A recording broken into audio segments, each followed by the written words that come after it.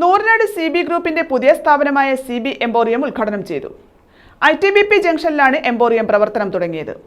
മന്ത്രി P. പ്രസാദ് ഉദ്ഘാടനം ചെയ്തു. നൂറിനാട് CB ഗ്രൂപ്പിന്റെ പുതിയ സ്ഥാപനമായ CB എംപോറിയം നൂറിനാട് IT ജംഗ്ഷനിൽ മന്ത്രി P. പ്രസാദ് ഉദ്ഘാടനം ചെയ്തു.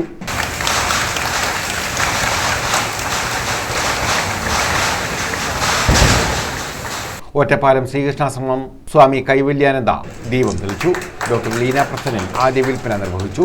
എംപോറിയത്തിന്റെ ആദ്യ നിലയുടെ ഉദ്ഘാടനം ഗാന്ധിഭവൻ സെക്രട്ടറി ഡോക്ടർ പുന്നൂർ സോമരാജനും ആദ്യ വിൽപ്പന തിരുവല്ല അതിഭദ്രാസനം archbishop Thomas Mar Koorilos മെത്രാപ്പൊലീത്തയും നിർവഹിച്ചു.